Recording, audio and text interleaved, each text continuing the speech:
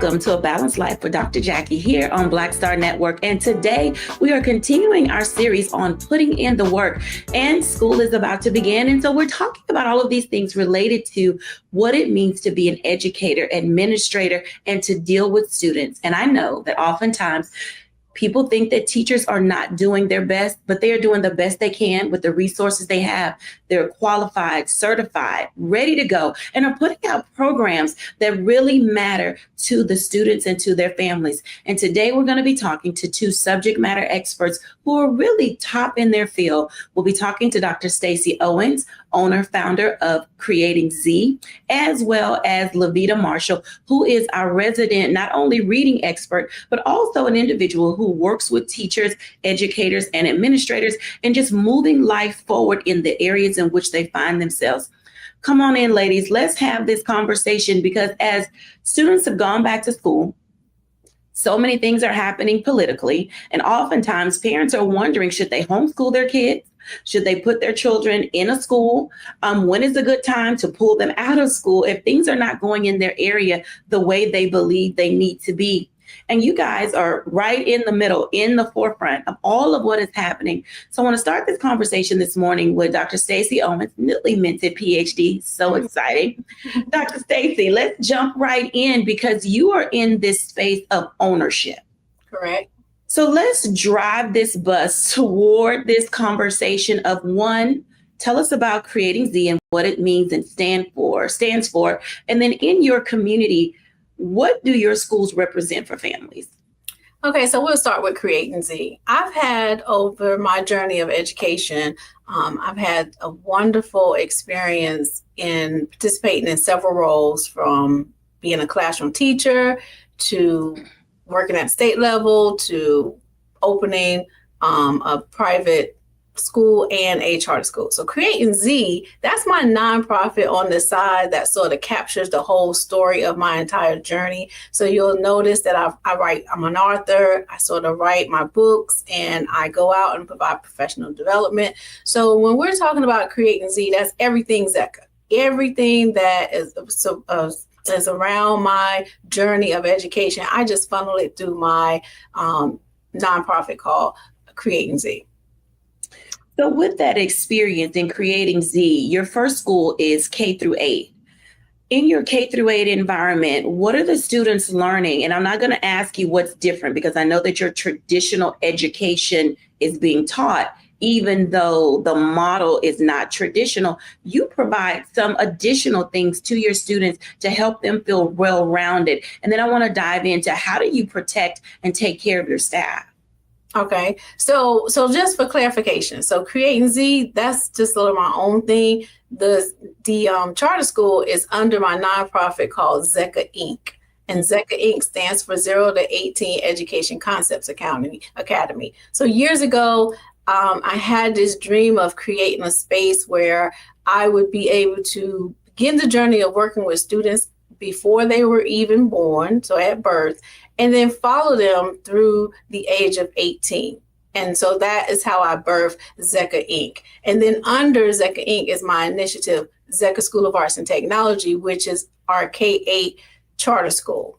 And so with the K-8 charter school, we have the autonomy to create programming that is a little slight different from the traditional school setting. And so for us, we started out wanting to integrate like the arts in our learning. So in our math class and reading class, we envision using the art standards to teach those students. We wanted to have that safe space for students to come in and use their technology. That was the basis of the starting of our origin story. But what I actually found out is, once we opened up, things were going on in the lives of our children that was making it hard for them to successfully engage in the learning in traditional settings. And this is not to say it's anything bad against traditional school systems, because they have some wonderful programming as well. But in my area, we had some kids that was having a hard time from that social and emotional side, having that hard time with balancing life, having a hard time with, flushing out trauma so that they can be productive in school. And so I became that haven in my community where if I had a child that was in that space, their parents would come to my school. And so I had to do a reset in that, because I was thinking when I first started the school that I was just going to have this nice little performing arts school and everybody was going to come in and be creative and learn. And then I got, oh, wait, we have some other stuff that we have to flush out. And so that's one of the biggest differences that I would say today, that if I had to do a comparison to the traditional schools in my area and myself, is that we have a heavy focus on the whole child.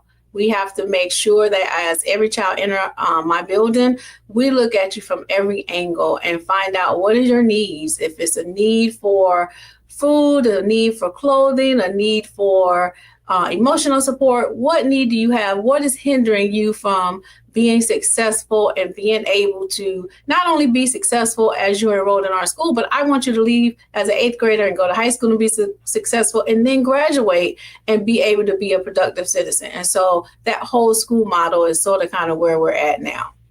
I love that. I want to bring Levita into this conversation because something that you mentioned, that it was your vision and your goal to make certain that you could see the connections from grade level to grade level. And I know, Levita, we often talk about in education the value and importance of that level of continuity, that teachers either in some settings will follow students as they're growing. But what are some of the benefits and advantages of students staying in one school the entire time? And then there's persons who can actually see how they're growing, how they're developing, in their reading, in their math, and their social and emotional skills.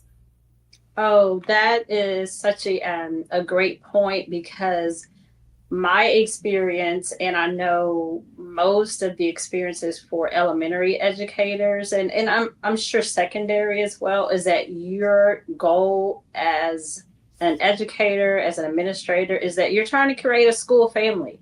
And on a lot of the campuses that I was a part of, you really, really do feel like it's a family. You see these children from when they come in, sometimes at 3 years old, if you have one of those preschool programs, and they are with you until they're almost 11 years old. That is a very large chunk of their formative years. And so creating that really safe space where these children can thrive, where it really and truly feels like a family, it's such a great, great opportunity. I actually, one of my experiences when I worked in a city outside of Houston was they had this concept where they were actually in small families. And so there were 4 teachers in this particular quadrant, is what I'm going to call it. And basically the students would stay within these 4 teachers. And so they would go from 1st grade to 2nd grade to 3rd grade to 4th grade within this particular quadrant of teachers. And it was the most amazing model I had ever seen. And they literally did call it their family. So they gave it a particular name, and whatever, the name they came up with, they called it that particular family. And so those children were with those same students, with those same teachers for, 4 years of their educational career. And it was such a great bond. And it was actually my first educational experience. I was actually a paraprofessional in that school. I started out with a degree in psychology, was initially going to go into clinical psychology. And while I was in graduate school, I was working on this campus as a paraprofessional.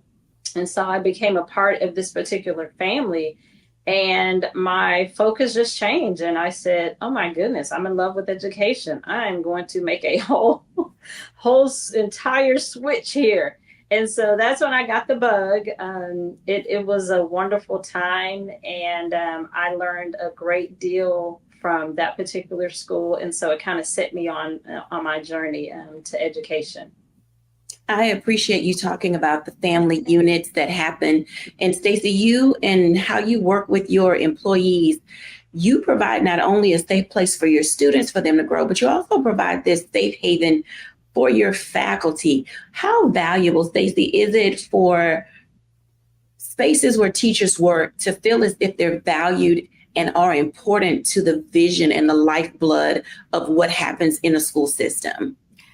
Yeah, that's very important. I mean, and I sort of stumbled into that space as well because, again, when I started, I had this huge focus on, the arts. Then I had to shift to the emotional well-balance of students. And then when I was in that moment, because when you go through your teacher education program, as a teacher and as an administrator, they really didn't talk about the emotional well-being of teachers. It was almost like you had to just come in and put on that smile and be a great teacher. That's what you're taught. You're taught everything on how to improve students and how to work with students, but not really yourself. It's just your job. This is your job. And so teachers get in that space where they begin to do what I call emotional labor, where you have to put on this persona for the sake of your job. You have to smile when you're sad. You have to be, happy when you're tired. You have to always show a forefront. And you can't really, it's not expected for you to bring those emotions in the building and express them.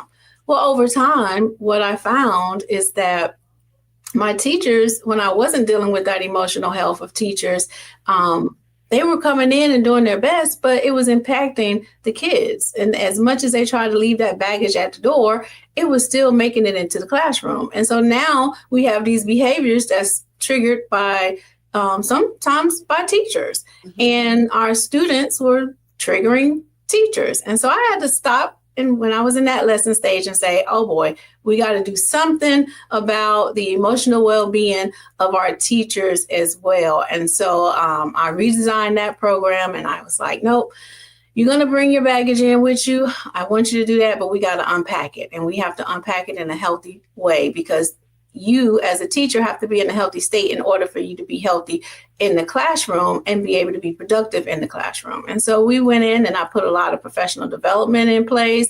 I restructured my entire facility. So if you walk into our school, we have what's called a reset room with massage chairs and coffee bars, and you go in the lounge, it's massage chairs and exercise machines.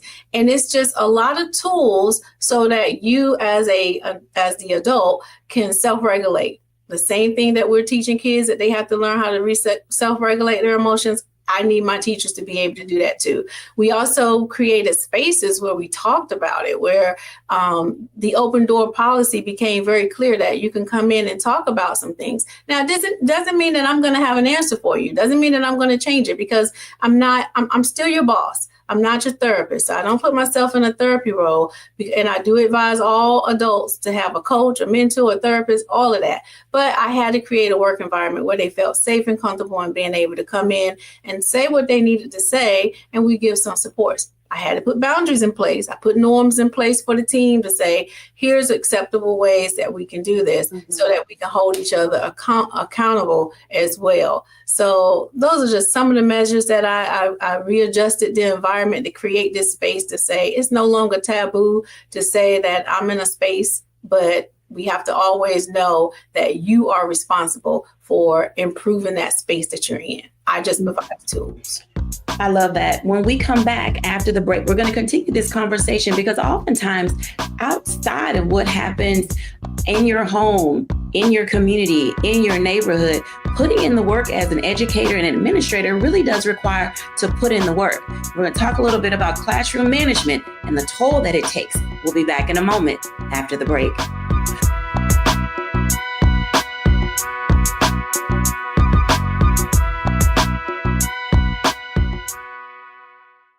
Hello, I'm Isaac Hayes III, founder and CEO of Fanbase, and I'm here with a very important message.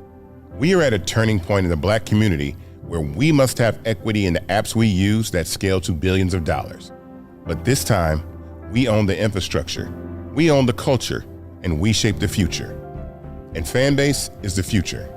Fanbase combines the free functionality of Instagram, TikTok, and YouTube into an all-in-one platform built for the evolution of social media and monetization. With over 1.4 million users, that's real proof that we are shifting the conversation of tech ownership and equity for creators. So right now, I want you to go to startengine.com/fanbase and invest today. The minimum to invest is $399. That gets you 60 shares of stock in Fanbase at $665 a share. This marks a turning point in Black ownership of social media.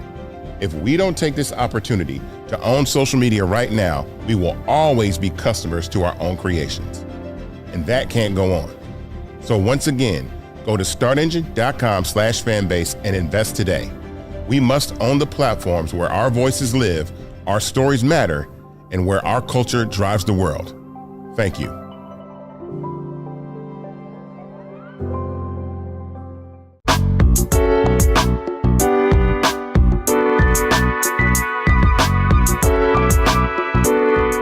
Welcome back, everybody. And I hope that you have your pen, pad, and digital device together and ready, because in this season of academics and education, K through 12, there is a lot going on historically. And oftentimes it takes people that you can talk to in your space so that you'll be able to understand how to navigate not only your role as a teacher, but also some of the other aspects of things that are happening in your life.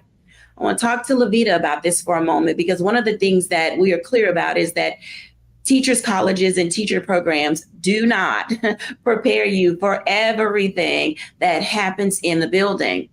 Let's talk for a little bit about classroom management and the dynamics of it, because I know in a lot of ways, classroom management, when the centers are right, when the students know what they're supposed to do, when the expectations have been laid, that time period can go extremely well. But there's always that wild card factor, which is behavior. And how does the understanding of how classroom management is supposed to work can help teachers navigate staying sane, safe, and comfortable in their learning environment? Right. So just like you said, and initially, back to school days are those days where you are establishing all of those routines and procedures that are really going to set the foundation of how that entire school year is going to flow.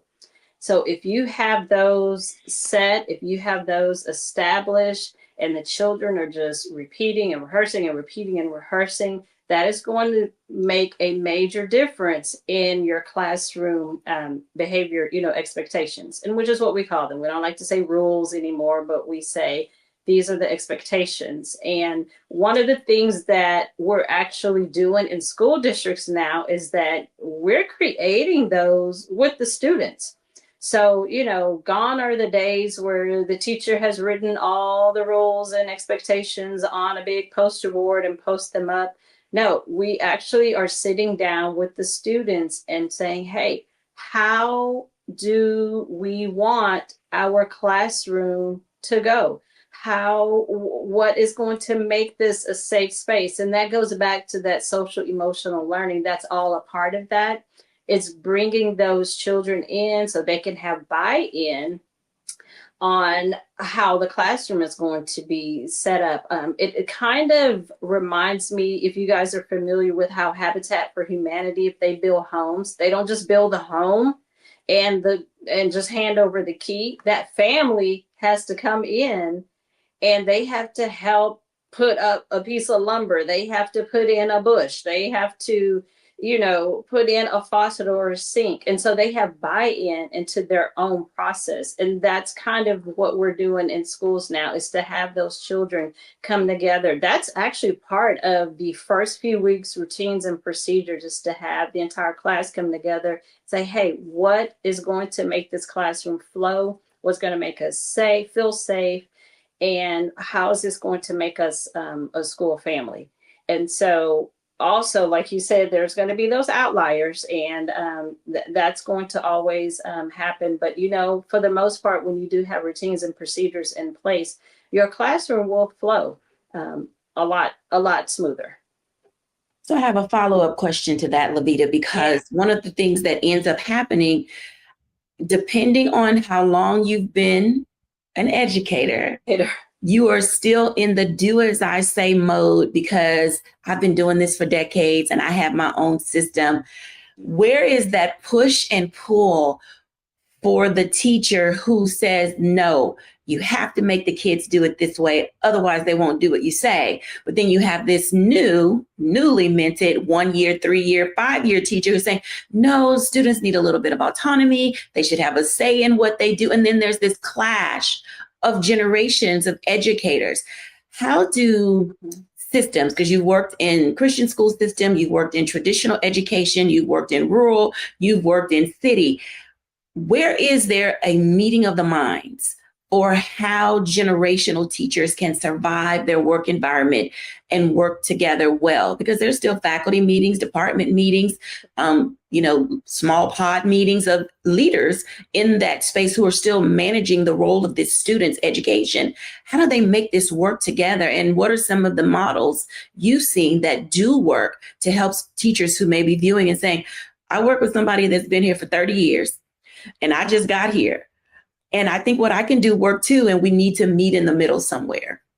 Oh my gosh, that is exactly right. Sometimes, so I've done both. I've mentored and coached new teachers, and I've mentored and coached veteran experienced teachers. And it is a vast difference in their attitudes.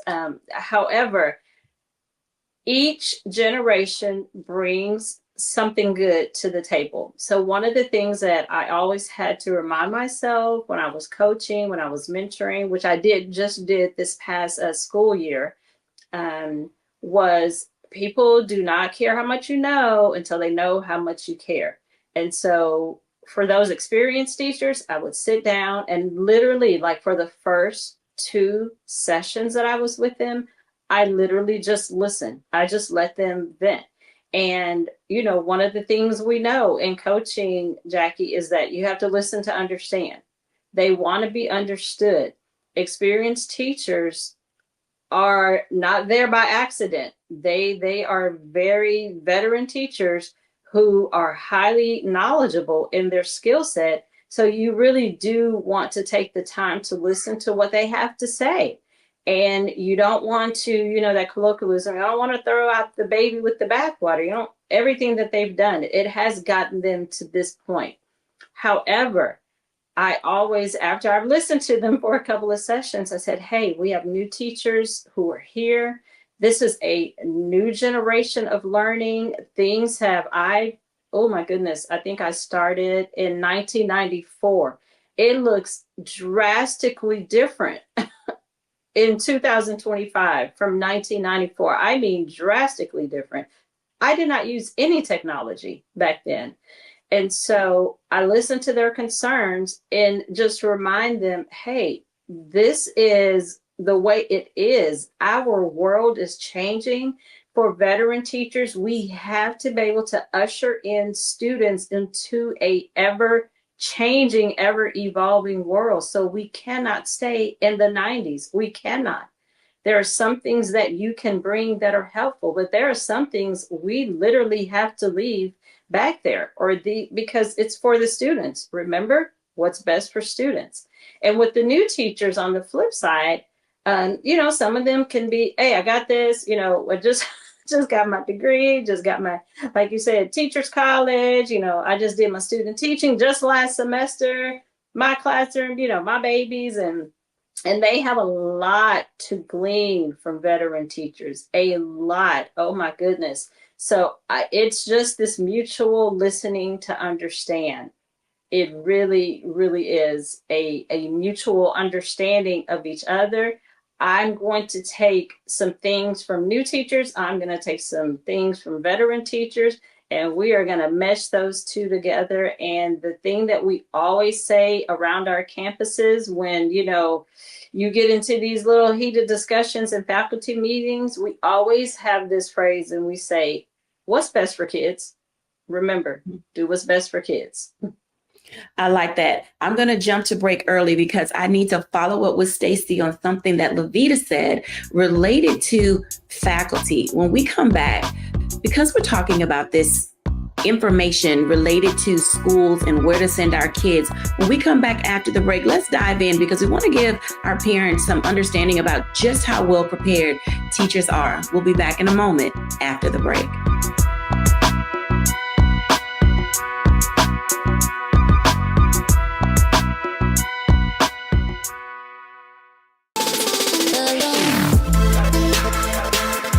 Hey y'all, y'all. Welcome to The Other Side of Change, only on the Black Star Network and hosted by myself, Bria Baker, and my good sis, Jamira Burley. We are just two millennial women tackling everything at the intersection of politics, gender, and pop culture. And we don't just settle for commentary. This is about solution-driven dialogue to get us to the world as it could be and not just as it is. Watch us on the Black Star Network, so tune in to The Other Side of Change.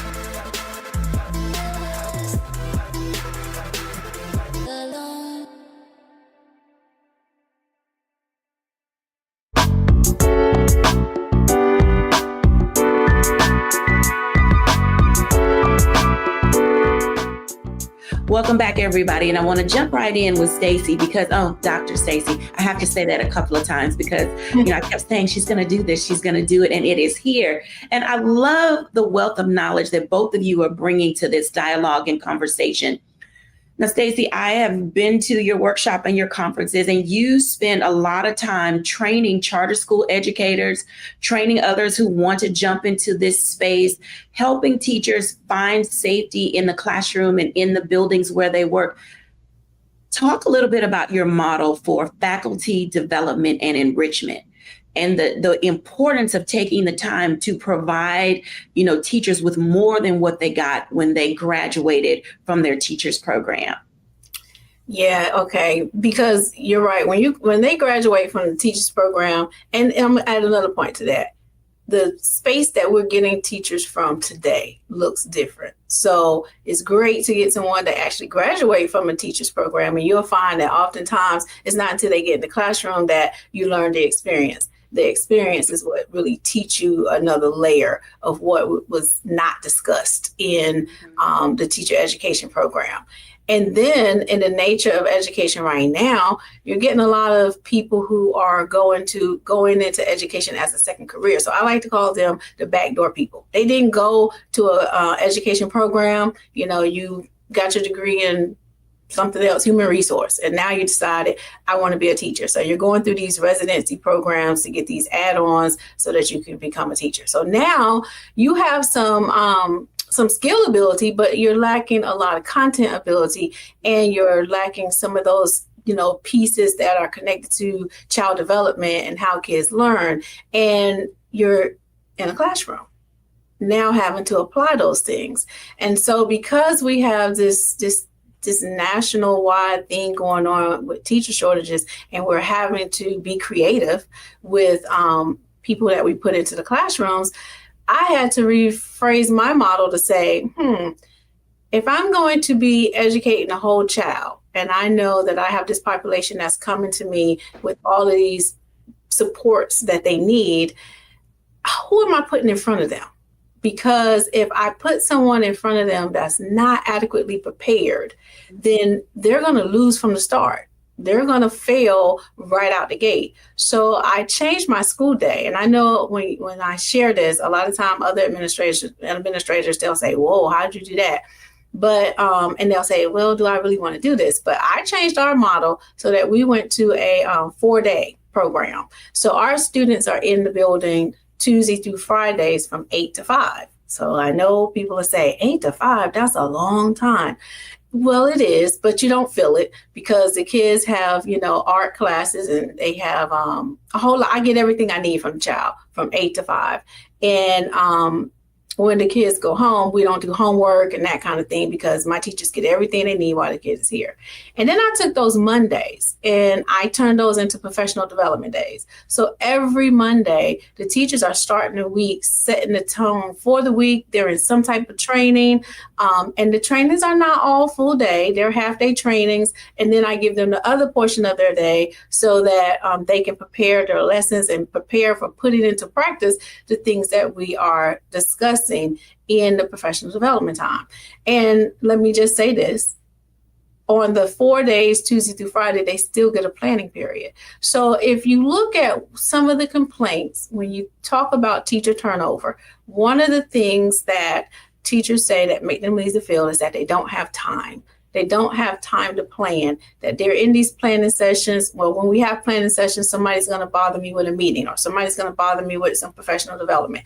So what I did, because we all have the same 24 hours. I just restructured my time so that I put that professional piece for them to always work on self-improvement in place intentionally in a setting that it doesn't cause them stress, because they still also have time built in where they can do those professional expectations like lesson planning and things like that and don't feel overwhelmed. It gives balance.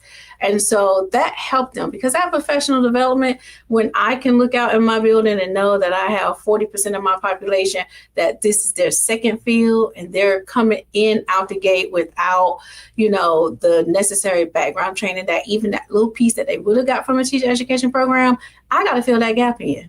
Mm-hmm. And so I just do that 4-day model. I think a 4-day model works. I think, Levita, we're state of Texas people, and I know that all around people are still tossing this idea once again about the 4-day academic week for students. When we think about that, Levita, does that create a balance, and will it be difficult for people to shift their brain? It's one thing to come into a model that is working and you know what you're getting, but somewhere midstream, mid-career, we're saying 4 days a week with still all of the other things that are going on, that you still have to grade papers. They're still going to have homework. Would this model work? Because I know we talk about it like every 2 years. It comes up again. For teachers who are already struggling, how do they make sense of what they don't have control? Because I think a lot of the burnout is not having balance, and no one's thinking about the mental and emotional well-being of the educator. Correct. That is the most incredible model. Oh my goodness. As you were speaking, I was thinking about the school that I was just mentoring. So I was a part of this program at a middle school. It was actually through the college that I got my degree from. They had a program. It was basically an educator residency model. That's what it was. And it was meant to support and undergird these teachers at this particular, it was a charter school, middle school. So as you know, like you said, they're coming from second careers and they didn't go through these educator programs. And as you were talking about that, Dr. Stacey, I was thinking, my God, I wish they had this at that school, because one of the challenges that I had was while I was on the campus mentoring them, there was only maybe one.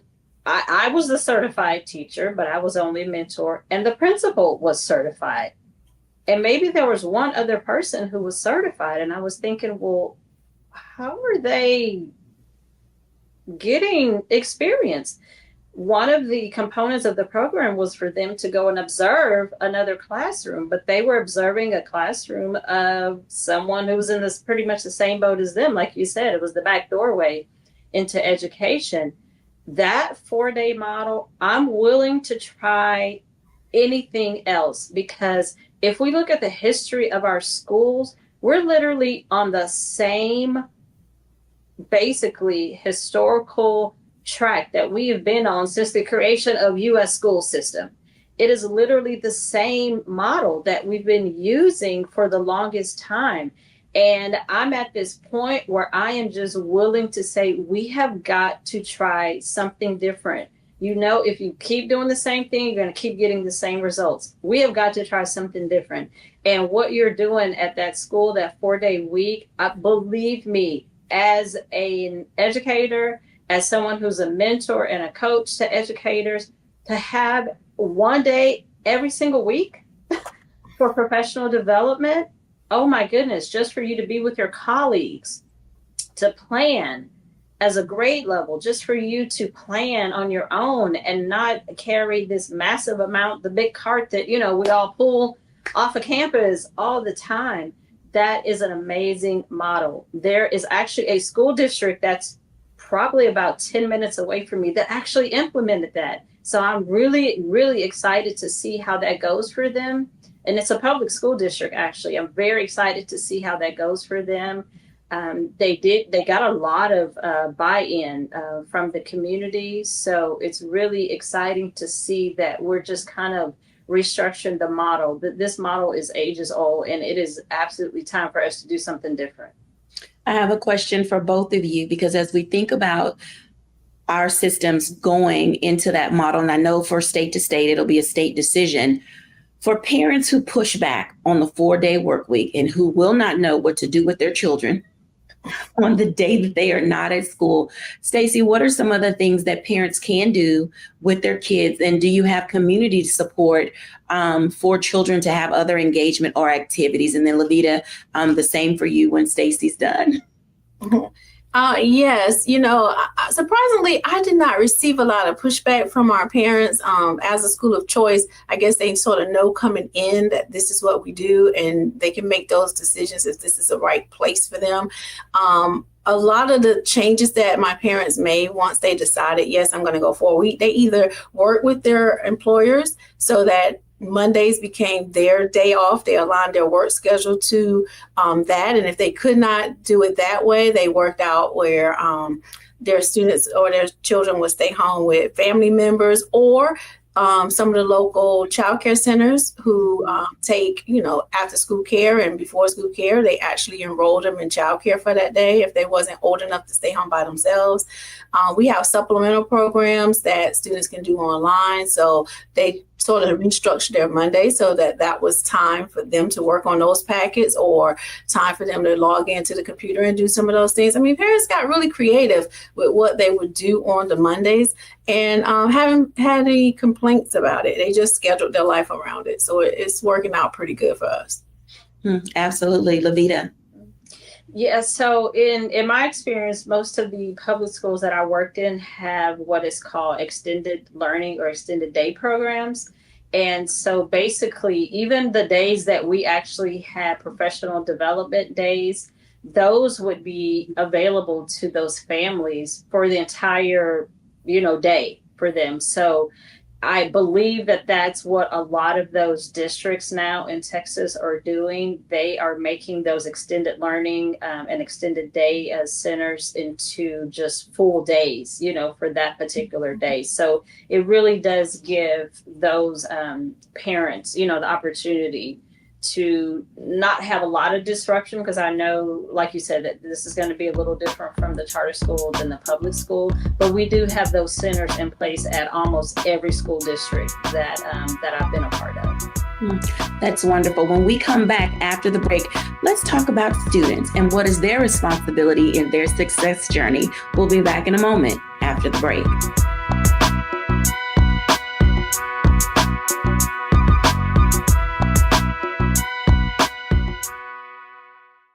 Hello, I'm Isaac Hayes III, founder and CEO of Fanbase, and I'm here with a very important message. We are at a turning point in the Black community where we must have equity in the apps we use that scale to billions of dollars. But this time, we own the infrastructure, we own the culture, and we shape the future. And Fanbase is the future. Fanbase combines the free functionality of Instagram, TikTok, and YouTube into an all-in-one platform built for the evolution of social media and monetization. With over 1.4 million users, that's real proof that we are shifting the conversation of tech ownership and equity for creators. So right now, I want you to go to startengine.com/fanbase and invest today. The minimum to invest is $399. That gets you 60 shares of stock in Fanbase at $665 a share. This marks a turning point in Black ownership of social media. If we don't take this opportunity to own social media right now, we will always be customers to our own creations. And that can't go on. So once again, go to startengine.com/fanbase and invest today. We must own the platforms where our voices live, our stories matter, and where our culture drives the world. Thank you.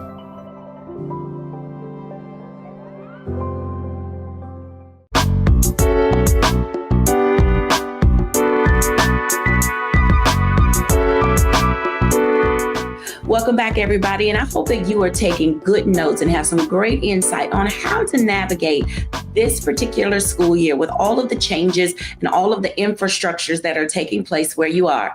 There's one person who has a responsibility in the learning experience and how they conduct themselves when they're in the building. So let's talk for a moment about the responsibility of students, both Levita and Dr. Stacey.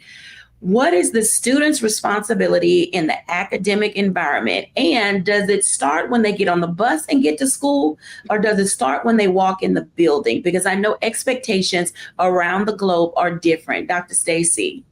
I tell my kids they have one job, and that is to come to school, be a good student, and learn, improve yourself. Everybody around me has to grow within self first. So, students have a big part of it. They have to know I call it the art of going to school. Do you understand school as a system? And we teach that. Here's the norms, here are the expectations.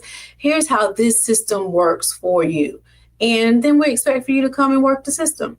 And so, yes, students have to know how to go to school and follow directions, be in control of their emotions, and how do you improve yourself academically every single day.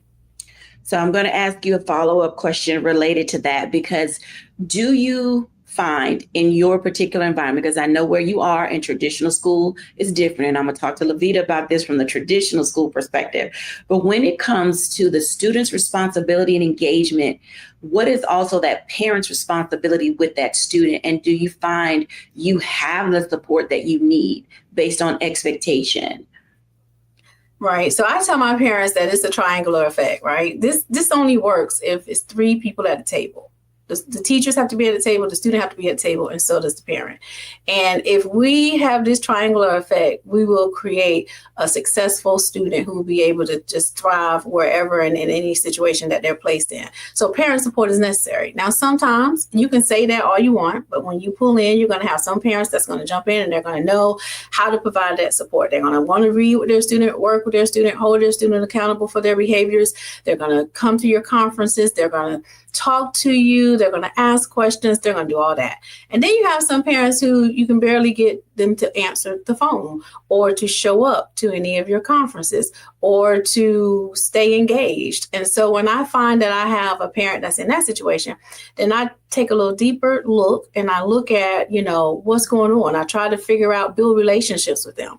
I try to figure out, their origin stories of how do they navigate themselves through the system of education, because they may have had a bad experience. And if they had a bad educational experience and any trauma was surrounding that, then they're not going to feel comfortable with coming in and engaging in those conversations. So I have to make sure that we create an environment that is conducive to that population as well, so I can help you work through some of that traumatic stuff that you might have had to go through so that you can be present for what your child needs you to be present with. So meeting everybody where they are and their needs and what they need to be able to produce is something that we heavily focus on, and that comes through that relationship piece that we create, the teacher-to-teacher relationship, teacher-to-student relationship, teacher-to-parent relationship. And then from an administrative piece, I focus really heavy on my admin to teacher relationships, my admin to student relationships, and my admin to parent relationships.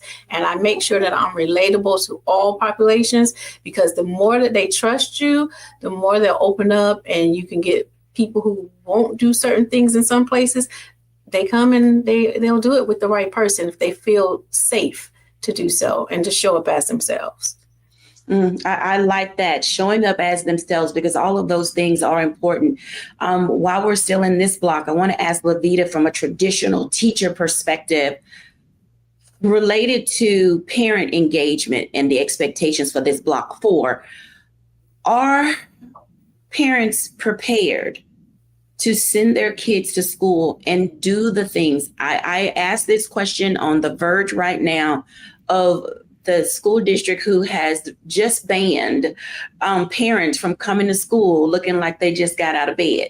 Yeah. So what are the expectations of parents when they come to this building with their children? I saw that. I saw that on, I think a principal was relieved of his duties for posting. Yeah, he had the graphics and he had all of that. And I was like, oh my goodness. Okay. So my thing is, I like what Dr. Stacey says. You don't know where people are coming from. You don't. I try to give people the benefit of the doubt.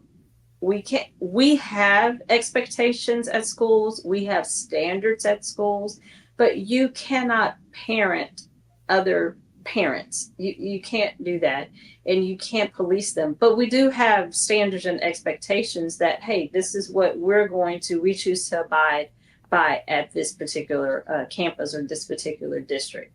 And so we just, and for the most part, everyone does that. You're going to have the outliers who are going to just do whatever they want. But like I said, I'm not trying to, parent parents or police parents, but because you really have to establish relationships. Like she was saying, if you don't have an established relationship, like I said, nobody cares how much you know till they know how much you care. I've already been there. I've been in that situation where I had parents who have done that. And I'm not going to say a thing until I build rapport with them, until they know, oh my gosh, you love my baby so much. Oh my goodness. Okay.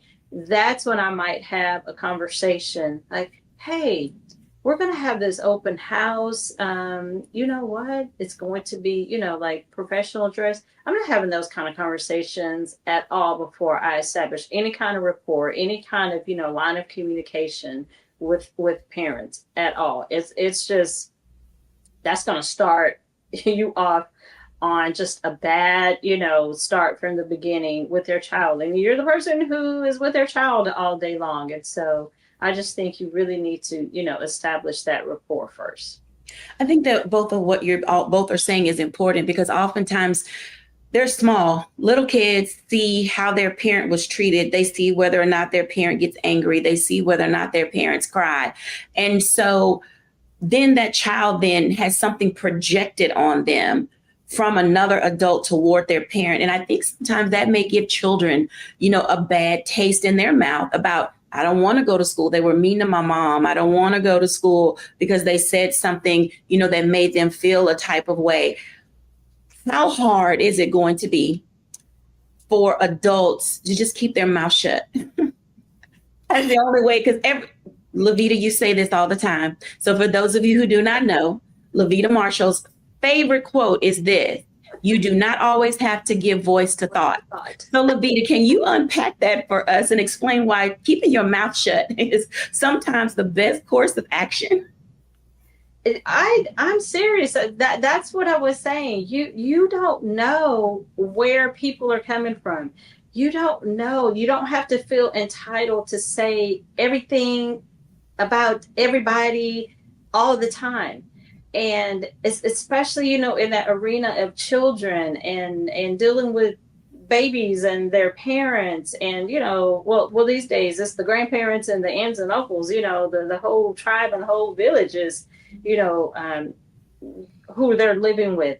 I just think that's just, you need to just tread, very lightly. I'm not talking about being intimidated.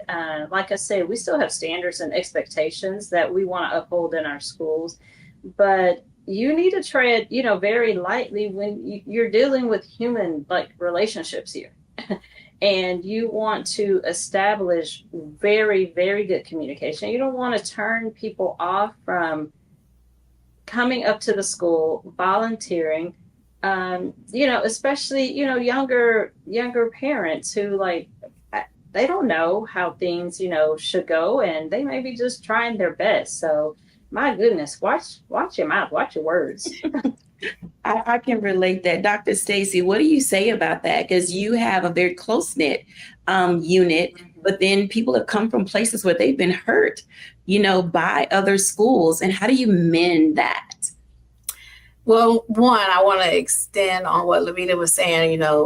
I like to say you got to be comfortable sometimes with having the second to the last word. You don't always have to have the last word. So listening and knowing when to say when and when to let stuff go and getting your message out and not getting into that power struggle. But mending for me is just, again, creating that safe space and saying, I want to hear you. I want to see you first. I want you to know that I see you first. And then I want you to know that I hear you.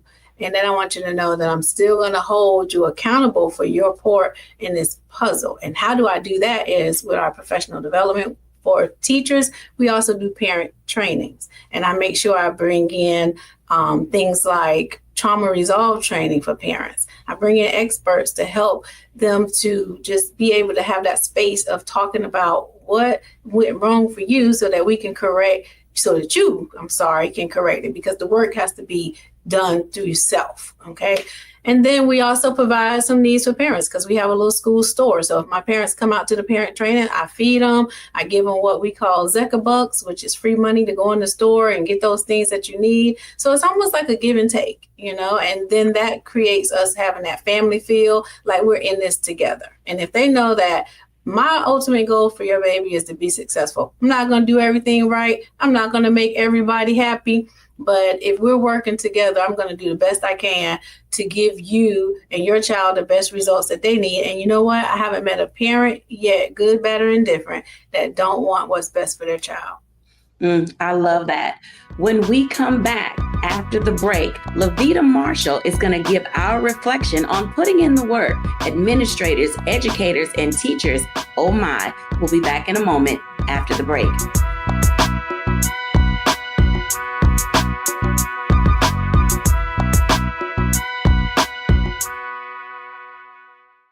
Hello, I'm Isaac Hayes III, founder and CEO of Fanbase, and I'm here with a very important message. We are at a turning point in the Black community where we must have equity in the apps we use that scale to billions of dollars. But this time, we own the infrastructure, we own the culture, and we shape the future. And Fanbase is the future. Fanbase combines the free functionality of Instagram, TikTok, and YouTube into an all-in-one platform built for the evolution of social media and monetization. With over 1.4 million users, that's real proof that we are shifting the conversation of tech ownership and equity for creators. So right now, I want you to go to startengine.com/fanbase and invest today. The minimum to invest is $399. That gets you 60 shares of stock in Fanbase at $665 a share. This marks a turning point in Black ownership of social media. If we don't take this opportunity to own social media right now, we will always be customers to our own creations. And that can't go on. So once again, go to startengine.com/fanbase and invest today. We must own the platforms where our voices live, our stories matter, and where our culture drives the world. Thank you.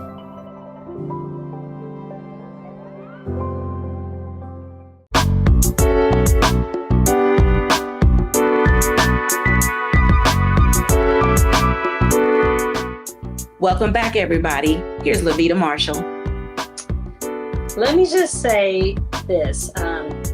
A few summers ago, I read the most life-changing book that I've ever read. And it was called What Happened to You? I don't know if anyone has read this, but it's co-authored by Oprah, and she wrote it with, I believe he was either a psychiatrist or a clinical psychologist. However, it was a very life-changing book for me. Our superintendent actually asked the admins to read this book, and in turn, the campus, the specialist, which I was a specialist, an instructional coach, I read it and I reflected on this book an entire summer.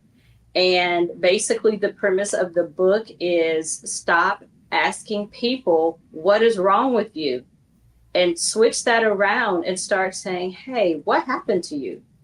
And the byline of the book was, how childhood trauma just really carries on into adulthood and it affects our every single decision.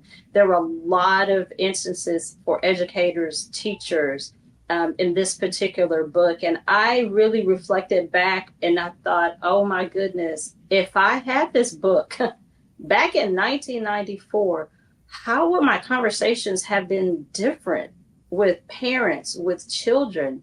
Because you don't know what they have gone through. You don't know what they're bringing with them on that campus. They are bringing sometimes a lifetime of hurt, pain, and trauma. And that book, if you can just switch your mindset and say, stop saying, what's wrong with you? What's wrong with you? And even your colleagues, hey, what happened to you? And when I did that the next school year, I was so excited. I love back to school. I love back to school. I love new pencils. I love new smell of school supplies. I just love new beginnings. I implemented that, and that had to have been my best school year ever, like ever. And so I just want to encourage everyone, please, absolutely, please start asking that question. Hey, what happened to you? Start thinking about what have these people gone through? You're talking about little people is what we call them, and they've only been on this earth for a short period of time. My goodness, what has happened to them?